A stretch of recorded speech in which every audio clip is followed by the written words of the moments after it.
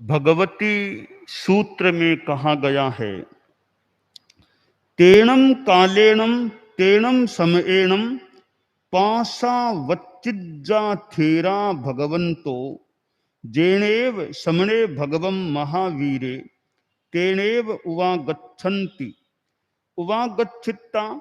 समणस्य भगवो महावीरस्य अदूर सामन्ते ठिच्चा एवं वयासी से नूनम भन्ते असंख्यज्जे लोए अनंता रा इंदिया उपज्जिन्सु वा उपज्जन्ति वा उपज्जिस्सन्ति वा विगिच्छन्सु वा विगिच्छन्ति वा विगिच्छिस्सन्ति वा परित्ता राइंदिया उपज्जिन्सु वा उपज्जन्ति वा उपज्जिस्सन्ति वा विगिच्छन्सु वा विगिच्छन्ति वा विगिच्छिस्सन्ति वा हंता अज्जो असंख्यज्जे लोए अनंता राइंदिया तम चेव। भगवान महावीर विराजमान थे, उनके पास अन्य परंपरा के स्थविर भगवंत आते हैं। अन्य परंपरा यानी भगवान पार्श्व की परंपरा के थे, यानी भगवान महावीर विराजमान थे, केवल ज्ञानी थे, तो भी अलग परंपरा भगवान पार्श्व की भी चल रही थी। तो वे भगवान पार्श्व की परंपरा में रहने वाले स्थविर भगवंत भगवान महावीर के पास आते हैं और आकर के बोले, प्रश्न पूछा कि यह लोक है वह असंख्येय प्रदेशात्मक है, तो असंख्येय प्रदेशात्मक लोक में अनंत दिन रात उत्पन्न हो गए हैं, उत्पन्न होते हैं, उत्पन्न होंगे। तो यह बात है क्या ऐसे कि लोक तो सीमित ही है, असंख्येय प्रदेशात्मक, उसमें अनंत दिन रात, यह बात ऐसा होता है क्या? भगवान महावीर ने उत्तर दिया कि हां होता है। लोक असंख्येय प्रदेशात्मक है, सीमित है, परिमित है, दिन रात अनंत हो जाते हैं, हुए हैं, होंगे। तो भगवान महावीर ने भगवान पार्श्व को उद्धृत करके बताया कि देखो, ये पुरुषादानीय अरहत पार्श्व ने भी बताया है ना कि यह लोक के बारे में, लोक शाश्वत है, ऐसा बताया है। तो जो भगवान पार्श्व ने लोक को शाश्वत कहा है, अनादि अनंत परित, अलोक से वो लोक परिवृत है, निम्न भाग में विस्तीर्ण है, वो सारी व्यवस्था बताई है। और तो वो लोक जो अरहत पार्श्व ने बताया, तो उन्होंने भी तो उसको सीमित ही बताया है, तो उस सीमित लोक में अनंत दिन रात हो जाते हैं। यूं भगवान महावीर से कुछ चर्चा की उन स्थविरों ने, और चर्चा करने पर उनको विश्वास हो गया कि ये सर्वज्ञ हैं, महावीर जी सर्वज्ञ तो हैं, बातचीत से ऐसा लग रहा है। तो फिर भगवान महावीर को वो बंदन नमस्कार करते हैं,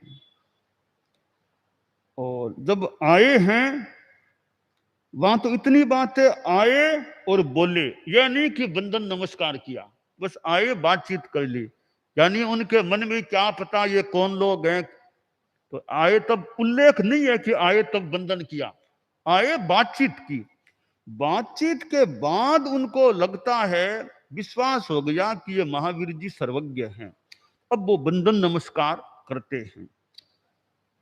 तयेणम थेरा भगवंतो समनम भगवं महावीरं वंदन्ति नमंसन्ति वंदिता नमंसिता एवं बयासी। वंदन नमस्कार करते हैं, करके बोले कि भंते, हम आपके पास अब चतुर्याम धर्म से पंच महाव्रत रूप धर्म को सप्रतिक्रमण पंच महाव्रत धर्म को स्वीकार कर विहार करना चाहते हैं। भगवान महावीर ने उसकी अनापत्ति स्वीकृति जो भी दे दी, और वे पार्श्वापत्तीय स्थविर भगवान जो थे वे चातुर्याम धर्म, भगवान पार्श्व की परंपरा में चातुर्याम 4 व्रतों वाला धर्म था। भगवान महावीर का 5 महाव्रतों वाला धर्म था। तो उन्होंने उस धर्म से एक तरह से विदाई लेकर के भगवान महावीर के द्वारा प्रतिपादित 5 महाव्रतों के धर्म को स्वीकार कर लिया। और अंतिम श्वास तक आखिर वे जो साधु भगवान पार्श्व के आए थे, उनमें से कई मुक्त हो गए, मुक्ति को प्राप्त हो गए, और उनमें से कुछ देवलोकों में चले गए।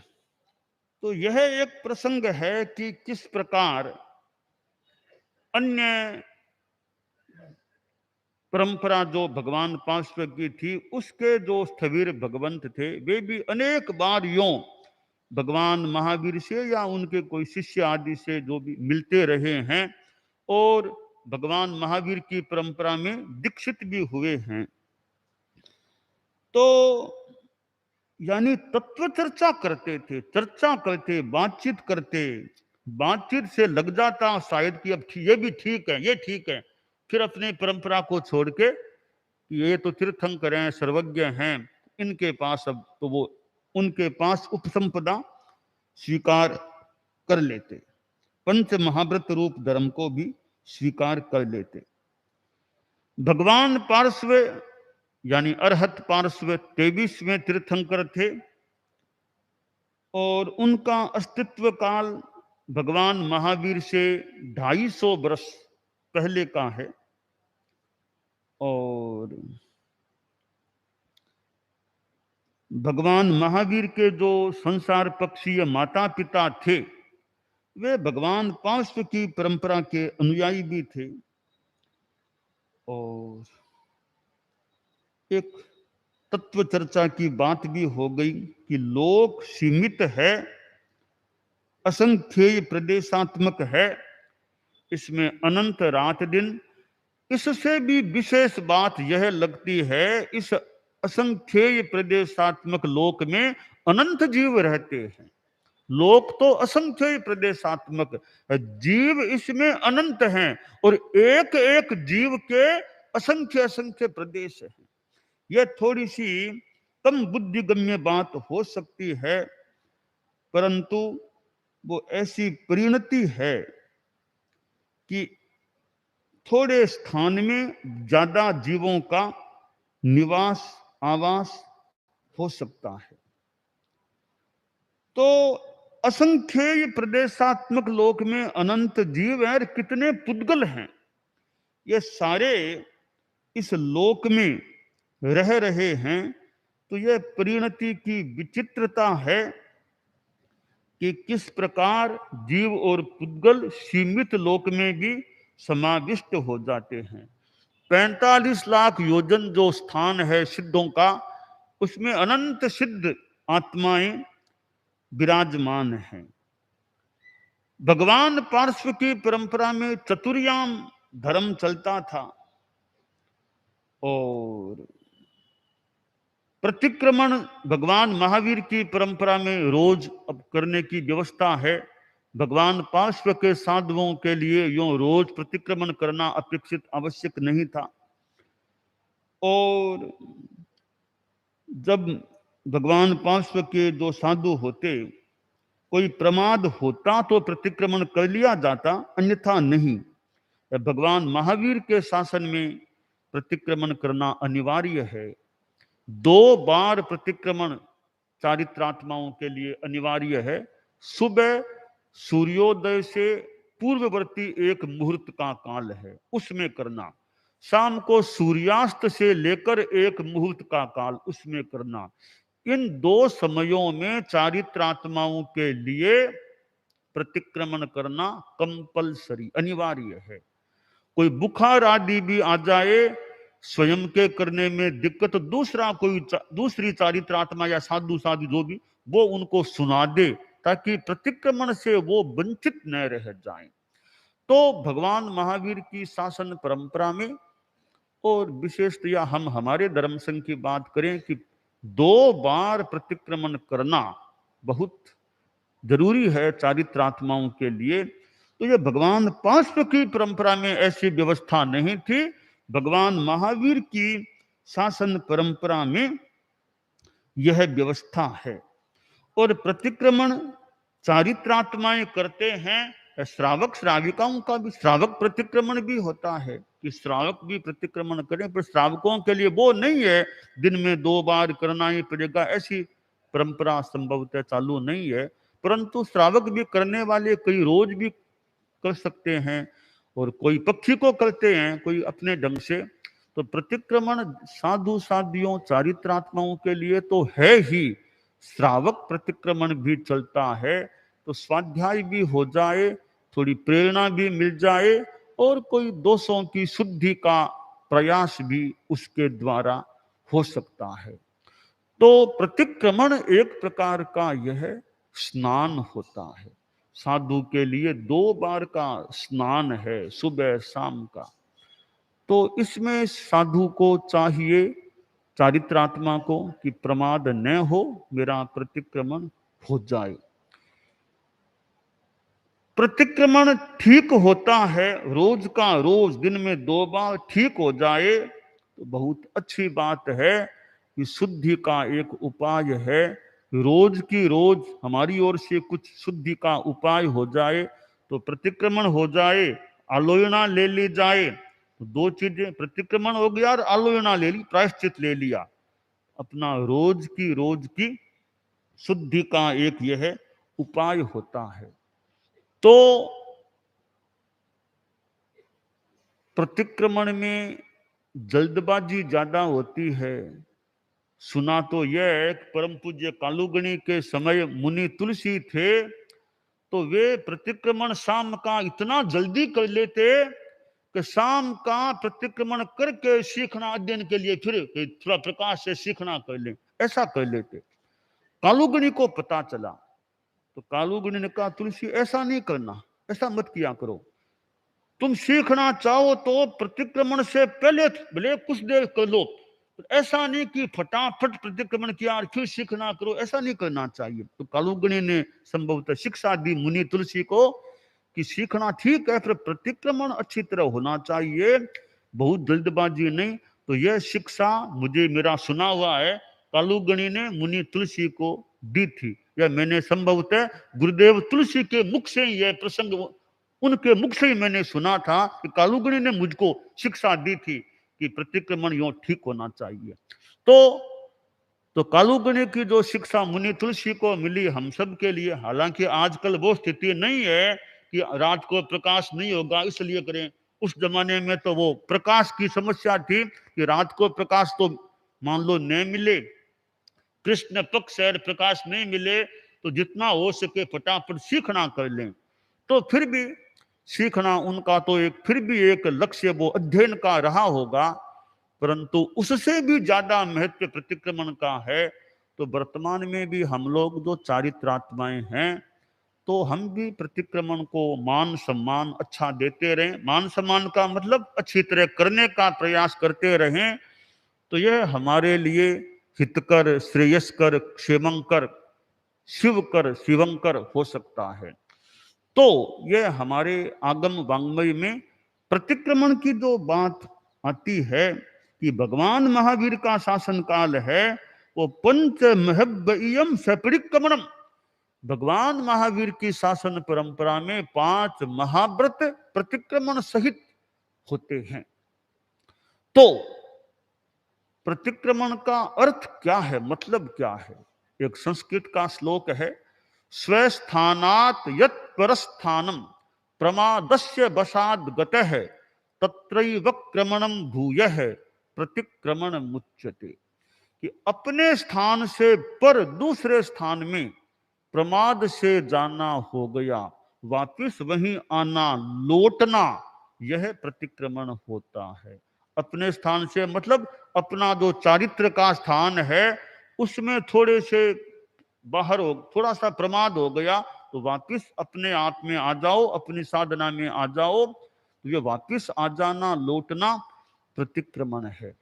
तो भगवान महावीर के पास भगवान पार्श्व की परंपरा के जो स्थविर भगवंत आए थे, हम इसमें दो बातों पर थोड़ा एक निष्कर्ष निकाल सकते हैं, ग्रहण कर सकते हैं। पहली बात है कि आगम की भाषा के अनुसार जब वे भगवान पार्श्व की परंपरा के स्थविर भगवान महावीर के पास आए हैं तो आए, ठहरे और बातचीत की, बंदन नमस्कार किया, यह उल्लेख नहीं है, पर तत्व चर्चा की, परिचर्चा की।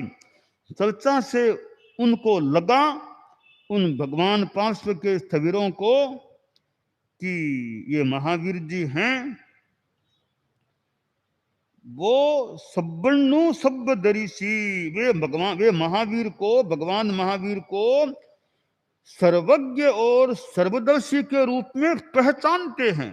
पाठ दिया गया है, पत्य भी जानन्ति, प्रत्य भी जानन्ति, पहचानते हैं, निष्कर्ष निकालते हैं, निर्णय करते हैं कि ये महावीर भगवान हैं, वे सर्वज्ञ हैं, सर्वदर्शी हैं। तो उनको लगता है, उन पर श्रद्धा विश्वास हो गया कि ये वो सामान्य व्यक्ति नहीं है, सर्वज्ञ व्यक्ति हैं। तो ये जो कहते हैं वो सही कह रहे हैं। तो फिर जब सर्वज्ञ एक प्रमुख व्यक्ति सामने है तो हम अलग परंपरा में क्यों रहे? हमें विश्वास हो गया कि ऐसे सर्वज्ञ सर्वदर्शी महापुरुष हैं, तो हम अलग परंपरा में क्यों रहें, क्यों नहीं इन्हीं के पास रहें। लगता है ऐसा कुछ उनके मन में भाव आया है और अब उन्होंने बंदन नमस्कार कर लिया। बंदन नमस्कार करके और उनकी परंपरा में आने की अनुमति, मानो बात कही कि हम चाहते हैं, इच्छामिनम बनते तुभ्यम अंतिये चावुद्दामाओ धम्माओ पंचमहब्ब इयम सपरिक्रमणम धम्मम उपसंपज्जितानं भेदित्तये। उन्होंने मानो अपनी इच्छा व्यक्त की, तो भगवान महावीर ने मानो उनको अनापत्ति स्वीकृति देते हुए मानो कहा, अहा सुहम देवानुप्रिया मां परिबंधम, देवानुप्रियो तुम्हें जैसा सुख हो, अब प्रतिबंध मत करो, देरी मत करो, यानी एक स्वीकृति मानो दे दी। और फिर वे भगवान महावीर की परंपरा वाले पंच महाव्रत रूप सह प्रतिक्रमण धर्म को स्वीकार करके विहार करते हैं और अंतिम उच्छ्वास निश्वास तक फिर वो सिद्ध बुद्ध मुक्त कई हो जाते हैं और कई कई देवलोक में भी गए हैं। तो पहली बात है कि जब तक लगता है वे दूसरी परंपरा के थे, तो भगवान महावीर को भी जैसा आगम का पाठ है उससे अनुमान होता है, आते ही बंदन नमस्कार नहीं किया। कि क्या पता कैसे साधु बंदन नमस्कार, हमारी परंपरा के तो है नहीं, कैसे बंदन नमस्कार करें। तो बाद में बातचीत से उनको लग गया ये तो सर्वज्ञ हैं, तो बंदन नमस्कार भी कर लिया, उनकी परंपरा में समाविष्ट भी हो गए। तो यह एक निष्कर्ष निकलता है कि बंदन नमस्कार की भी अपनी परंपरा की, हर किसी को बंदन नमस्कार नहीं। दूसरी बात है कि आए तो तत्व चर्चा की है, ऐसे नहीं खाली वो आए, तत्व चर्चा की, शंका जिज्ञासा का मानो समाधान जो भी, और फिर वे परंपरा में आए हैं। तो बंदन नमस्कार की बात और तत्व चर्चा की बात, ये अच्छी बात है। तात्विक चर्चा करके तत्व को समझना, समझने के बाद विश्वास हो जाए तो किसी की परंपरा को स्वीकार करना। तो यह अलग अलग परंपरा होती है। एक परंपरा के साधु हैं वो दूसरी परंपरा वालों को बंदन नमस्कार करें, यह कोई जरूरी नहीं है। अपनी अपनी समाचारी, अपनी अपनी व्यवस्था, अपनी अपनी मान्यता होती है। तो एक संप्रदाय के साधु हैं तो दूसरे संप्रदाय के साधुओं को बैठ करके विधिवत बंदन नमस्कार करें, यह आवश्यक नहीं। अपनी जैसी परंपरा विधि हो, तो यह हमारी विधि की बात, परंपरा की बात होती है, किसको वंदन करना, किस रूप में करना। तो ये व्यवस्थाएं होती हैं, समाचारी की व्यवस्थाएं। तो अपनी अपनी व्यवस्था का सम्मान भी यथोचित रखना चाहिए। तो भगवान पार्श्व और भगवान महावीर, भगवान पार्श्व के अनंतर तीर्थंकर भगवान महावीर हुए। तो हम भगवान महावीर की वाणी में देखते हैं कि उन्होंने भी अरहत पार्श्व का उल्लेख किया है। अरहत पार्श्व की बात का खंडन नहीं किया। मेरे ख्याल से कोई ऐसा प्रसंग आगम में नहीं मिलेगा कि भगवान महावीर ने कहीं पर भी अरहत पार्श्व की किसी बात को नकार दिया हो, खंडन किया हो। ऐसा कोई प्रसंग संभवतः आगम में नहीं मिलेगा। अपितु अरहत पार्श्व को उद्धृत किया है अपनी बात को बताते हुए कि देखो अरहत पार्श्व ने ऐसा कहा है, उनको भी उद्धृत किया है, कहीं पर उनकी बात का खंडन नहीं किया है। इसका मतलब है कि भी मैं भी सर्वज्ञ हूं तो वे भी सर्वज्ञ थे, तो उनका खंडन कैसे किया जाए। साथ में अपने से पूर्ववर्ती हैं, वो भी सही उसी आसन पर विराजमान, वो भी तीर्थंकर हैं, तो उनकी बात का खंडन तो करने का मतलब भी क्या हो सकता है। तो ये कुछ हमें बातें भगवती सूत्र में यूं प्राप्त होती।